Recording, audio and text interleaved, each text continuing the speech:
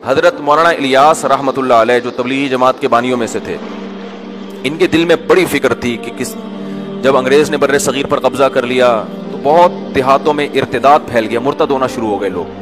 یہ بہت فکر میں رہتے تھے کہ یہ مسلمانوں کو ہو کیا رہا ہے. کلمے کا لفظ پڑھنا نہیں جانتے تھے، یعنی اتنی جہالت پھیل رہی تھی. مدارس ختم کر دیے تھے انگریز نے، سارے تباہ و برباد کر دیا تھا مدرسوں کو. تو یہ بہت فکر، یہ راتوں کو اٹھ کے پریشان، نیند اڑ جاتی تھی ان کی کہ بھئی کیا کروں میں. تو بہت کبھی ان کا خیال آتا کہ میں بھی مدرسہ بناؤں. تو پھر یہ سوچتے کہ مدرسے میں تو محدود لوگ آتے ہیں نا، محدود بچے ہوتے ہیں، محدود لوگ ہوتے ہیں. یہ اتنی بڑی قوم جو اتنے لاکھوں لوگ ہیں ہندوستان کے، جس میں پاکستان اور بنگلہ دیش بھی تھا، ان کے ایمان کو کیسے بچایا جائے. نہ پیسے ہیں، نہ وسائل ہیں. حکومت برطانیہ کی ہے، وہ تو اسلام کو نہیں پسند کرتا تھا. تو اتنا درد تھا ان کے دل میں. ان کی سوانے میں لکھا ہے کہ راتوں کو نیندیں اڑ جایا کرتی تھی ان کی. ان کے اہل خانہ بتاتے ہیں چہل قدمی کر رہے ہوتے تھے رات کو. پوچھتے کیا کہہ رہے ہیں یہ ہمارے یعنی مسلمانوں کا ہوگا کیا، یہ تو سب اسلام سے دور ہو جائیں گے، اس کو کیسے روکا جائے. تو اللہ نے ان کے ذہن میں یہ ترکیب ڈالی کہ بھائی کوئی الگ سے مدرسہ بنانے کی ضرورت نہیں ہے، کوئی انسٹیٹیوٹ بنانے کی. یہ روایتی طریقے ہیں جو صدیوں سے آ رہے ہیں، چلتے رہیں گے.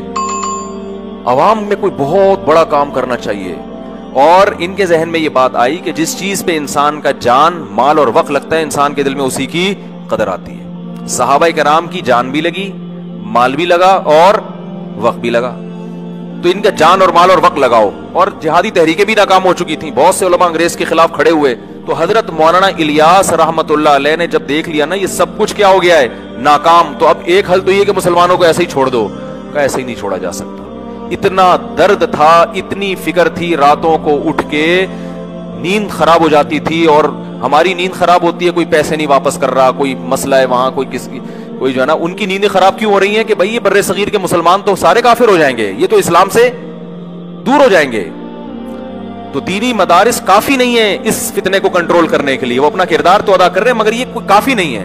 تو انہوں نے کیا کیا کہ لوگوں سے کہا، جا کے منتیں کی، دیہاتیوں کی، پاؤں پکڑے کہ بھائی کچھ وقت ماحول تبدیل کرو، اللہ کی راہ میں نکلو، کلمہ سیکھ لو، کچھ موٹی موٹی ایمان کی باتیں سیکھ لو. اور اس کا ایسی اللہ نے، چونکہ اخلاص بہت تھا، ایسی برکت دی ہے کہ توقعات سے زیادہ اللہ نے اس کام کو مقبولیت عطا کی. پھر وہ پیش گوئی کیا کرتے تھے کہ ایک دن آئے گا ہماری جماعتیں امریکہ جا رہی ہوں گی. لوگ ہنستے تھے کہ یہ کیسی باتیں کر رہے ہیں، امریکہ جائیں گی جب جماعتیں، جاپان جائیں گی جماعتیں، پوری دنیا میں ایک تہلکہ. اس وقت اگر تبلیغی اجتماع ایک ہی جگہ ہو جائے نا سب کا، ابھی تو مختلف ٹکڑوں میں ہے نا، تو حج کے بعد دنیا کا سب سے بڑا اجتماع ہے یہ. حالانکہ نہ کوئی انٹرٹینمنٹ ہے، نہ لنگر تقسیم ہو رہا ہے، کچھ ہو رہا ہے، نہ کوئی ایئر کنڈیشن روم ہے، مٹی میں دریوں پہ لوگ بیٹھے ہوئے، اور وہ دریاں بھی اپنے گھر سے لے کر آ رہے ہیں. کمال ہو گیا بھائی. ابھی میں اجتماع میں گیا تھا نا، میں جب ادھر گیا نا تو وہاں ایک تو بزرگوں سے زیارت ہوئی. تو وہاں ہم جب بیٹھے نا کھانا کھانے کے لیے، میں اخلاص بتا رہا ہوں کہ حضرت مولانا الیاس رحمۃ اللہ کا جو سینے کا درد تھا نا وہ کیسے منتقل ہوا ہے. حالانکہ نہ کوئی اسباب تھے، نہ کوئی وسائل تھے، وہ لوگوں کے جا کے منتیں کرتے تھے، کچھ وقت لگاؤ، اپنی جان، اپنا مال، اپنا وقت خرچ کرو. اس کی برکتیں دیکھیں کیسے ارب پتی کروڑ پتی لوگ جماعت میں نکلے ہیں. سارے کام آٹومیٹک ہو رہے ہیں. ڈاکٹر بھی بیٹھے ہوئے ہیں، کوئی فیس نہیں، ٹھیک ہے نا. ہوٹل کھلے ہوئے ہیں، کوئی پروفٹ نہیں ہے، سب فی سبیل اللہ، ہر آدمی فی سبیل اللہ. تو میں جب وہاں گیا تو ایک وہاں کوئی پرانے تھے، انہوں نے مجھے کھانا دیکھ پہ بیٹھے ہوئے تھے، وہ دیکھیں کھلا رہے تھے نا، ہم بھی بننے بن کے بیٹھ گئے وہاں پہ، ہمیں بھی خیر کھلایا انہوں نے. پھر ہی پھوڑ کا کون چھوڑتا ہے بھائی. تو میں نے کہا یار یہ دیکھ پہ کون بیٹھا ہوا ہے. تو انہوں نے بتایا یہ کتنی فیکٹریوں کے مالک ہیں، یہ کتنے کروڑ پتی آدمی ہیں، اور دیکھو کیسے اپنے آپ کو کیا کر دیا. مجھے تو کوئی دیکھ پہ بٹھایا، میں تو کم از کم نہیں بیٹھوں گا، میں کھا لوں گا. یہ دیکھ پہ مجھے کوئی تصویر کھینچ کے ڈال دے گا، مفتی صاحب کا بزنس ہے، کس کا پھینکوں گا. عجیب سا لگ رہا ہوتا ہے نا آدمی. میں بکری کے ساتھ تصویر کھنچوانے کے لیے تیار ہوں، بریانی یا قورمے کی دیکھ کے ساتھ مجھے تصویر کھنچواتے ہوئے بڑی شرم آتی ہے، کیونکہ ایسا لگے گا ان کا کیا ہے، یہ دیکھوں کا کام کر رہے ہیں. ہمیں تو بڑی شرم آتی ہے، ہم تو نہیں بیٹھ سکتے. لیکن ان کا جگر ہے کہ نہیں ہے، اٹھ کے آ جاؤ. دیکھ پہ بیٹھتے ہوئے انسان کو شرم آتی ہے. میں نے دیکھا یار دیکھ پہ بیٹھ کے کیا کر رہے ہیں، اور ایک نہیں ہے، لاکھ ہزاروں لوگ تبلیغ میں جڑے ہوئے ہیں. ان کی کروڑوں روپے کی آمدن ہے, درجنوں فیکٹریاں, ایسا اپنے آپ کو مٹی میں ملایا ہوا ہے, خاک میں ملایا ہوا ہے, غریب سے غریب آدمی کے پاؤں پکڑ پکڑ کے اس کو اللہ کی راہ میں نکال رہے ہیں, جس سے کوئی لینا دینا نہیں ہے. تو جب یہ میں اصل بتا رہا تھا, کام جب شروع ہوا نا تبلیغ کا, تو بہت پھیلنا شروع ہو گیا. حضرت مفتی محمد شفیع صاحب رحمۃ اللہ علیہ ایک دفعہ گئے حضرت مولانا الیاس رحمۃ اللہ علیہ کی عیادت کے لیے, بیمار ہو گئے تھے. تو حضرت مولانا الیاس رحمۃ اللہ نے فرمایا, جو میں اصل استدراج سمجھانا چاہ رہا تھا کہ بے دین میں اور دینداروں میں کیا فرق ہوتا ہے, کہ بے دین آدمی کو گناہ کر رہا ہے, عیاشی کر رہا ہے, اور اس کو نعمتیں مل رہی ہیں تو سمجھتا ہے کہ کیا یہ سب صحیح ہو رہا ہے بھائی.